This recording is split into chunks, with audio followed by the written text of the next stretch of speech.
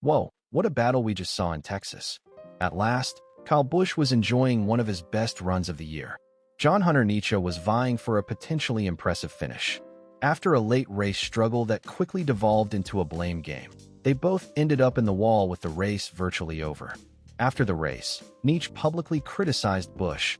Thus, this one continued even after the checkered flag fell. Busch retaliated immediately. Fans then began analyzing the SMT data, the racing line, the blind area, the video, and one very straightforward query. Was Kyle Busch intentionally taking revenge? Let's begin with the actual race. NASCAR had one of those races at Texas Motor Speedway when the outcome appeared tidy on the surface, but the backstory was messy. After a late restart, Chase Elliott managed to hold off Denny Hamlin and win the Worth 400, earning his second victory of the year. Third place went to Alex Bowman. Tyler Reddick came in fourth. The final member of the top five was Chris Buescher. It was a successful day for Hendrick Motorsports as well. However, this race was meant to have a different meaning for Kyle Busch. After Richard Childress Racing significantly altered the number 8 team, it was his first race. Jim Pullman was no longer the crew chief. The whole idea was straightforward, and Andy Street was in.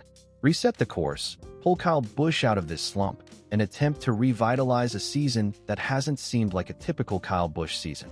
Additionally, it appeared that the alteration might be effective throughout the majority of the race. Sixth place went to BCH. He spent most of the day in the top 10. He appeared more competitive than he had in a number of races. He was at least in the mix, even though he wasn't dominating.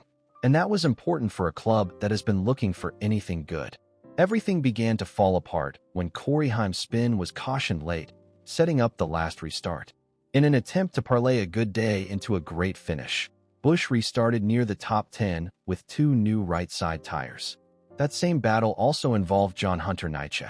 In the last few laps, both drivers were attempting to gain as much as possible. Additionally, neither driver was going to simply give the other driver more room for free at a circuit like Texas, where clear air, corner exit, and side-by-side momentum are so important.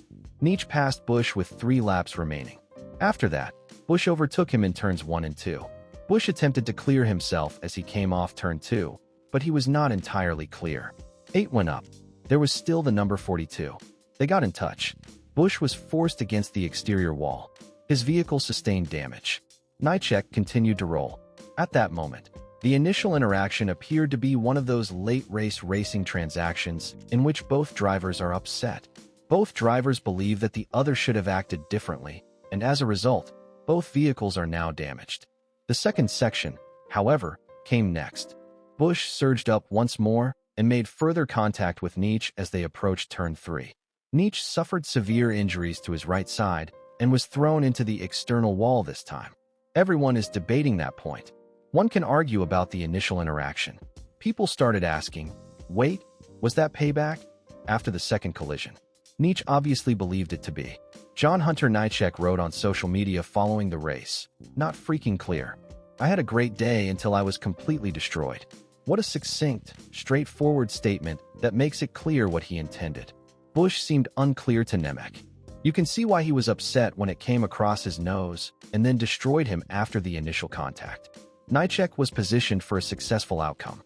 He hasn't had the easiest season either, and that number 42 team would have benefited from finishing in 12th or 13th place. Rather, he hobbled home in 21st place, 1 position behind Busch. Nietzsche's account of events was rejected by Kyle Busch. Busch wrote, "I did not start this." In response on X using SMT data, the 42-foot doesn't seem to know where he is in reference to the outside wall or where his car's RS is. "I was measuring my left side tires to the hash markings when I was 2 feet ahead of him. Know who you're racing with at all times." The line that truly ignited everything was that one. "This was not initiated by me." For many fans, that sounded more like Busch claiming Nietzsche was the source of the first contact than Busch disputing the second. After that, everything was a reaction, and that's when the term intentional began to be used because, when a driver claims, "I didn't start this," others automatically question, "Okay, did you finish it?" Nietzsche had space to the outside, according to Busch. He thought Nietzsche wasn't making use of the entire racecourse. Based on where he anticipated the number 42 to be, He claimed to be evaluating his own left side tires to the hash marks, indicating that he believed he was leaving sufficient space.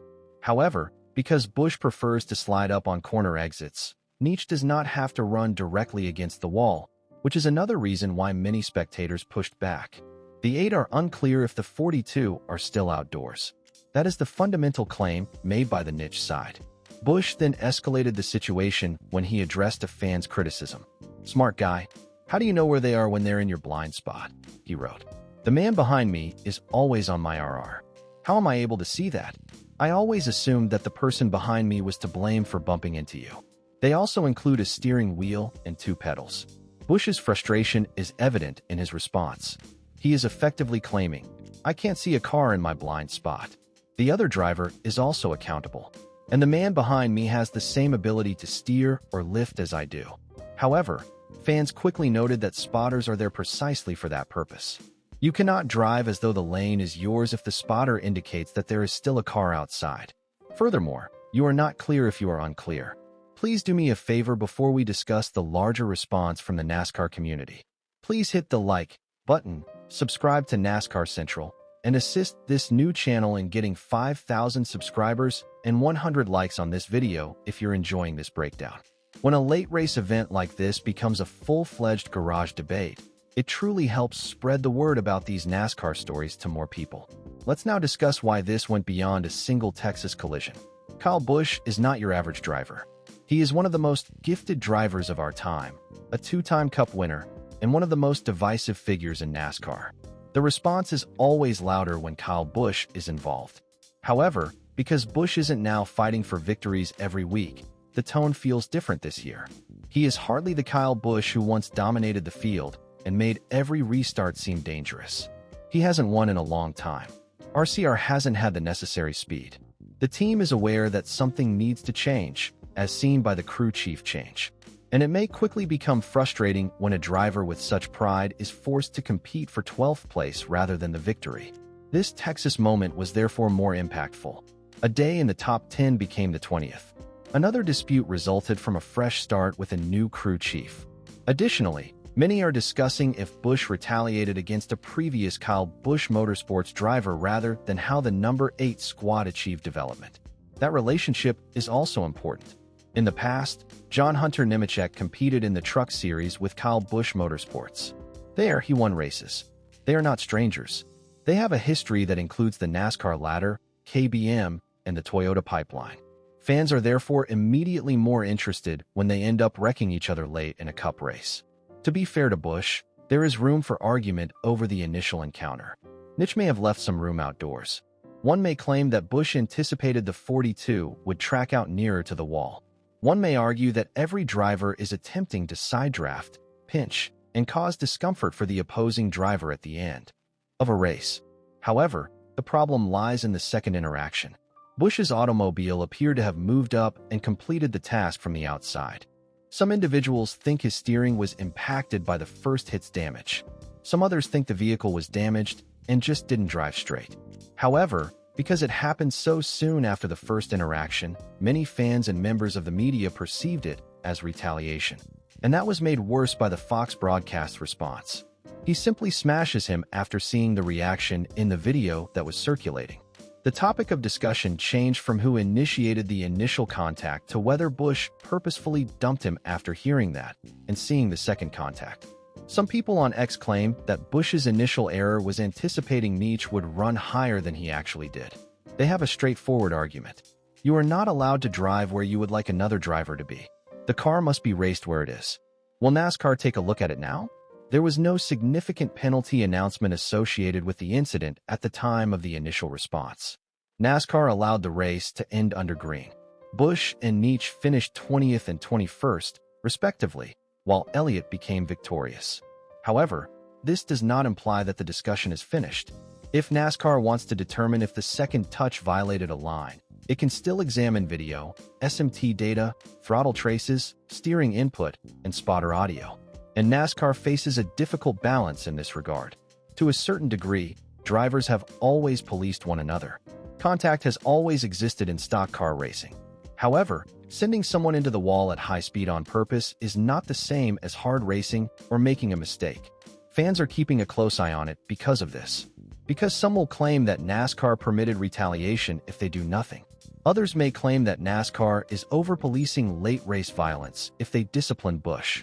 In any case, this is precisely the kind of situation that sparks discussion because it falls somewhere between deliberate retaliation and raging rage. Compared to his social media remarks, Busch's official post-race statement was considerably more composed. He uttered those words. The 8th Zone Watermelon Chevrolet team had a disappointing day, but we are moving in the right direction. We began the weekend with a strong 6th-place qualifying effort and spent most of today's race at Texas Motor Speedway in the top 10. Unfortunately, after making contact while fighting for position on the last lap, we ended up with damage to our right front. Our top 10 day ended up in 20th position as a result.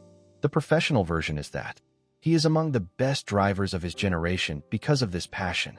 He became vicious, combative, and unavoidable as a result. However, that same fire may appear to be boiling over with dissatisfaction if the desired outcomes are not achieved. And Texas might have been just that. A late restart, 2 new tires, a battle for position, a failed clearance, an irate reaction, a disgruntled champion, a former KBM driver, and finally a wall hit that has the entire NASCAR world debating. Who is actually at fault then? To be honest, I think this. The initial interaction involved a racing incident where both parties had to take responsibility. Busch was attempting to get higher. Nietzsche remained. There wasn't much room. That occurs. However, it is far more difficult to defend the second collision. It didn't seem good, whether it was complete reprisal, damaged steering, or just pure rage at the time. That concludes this NASCAR Central story. Please hit like, subscribe, and comment if you like this analysis. Was Kyle Busch's initial interaction with John Hunter Nemechek justified, or did he go too far?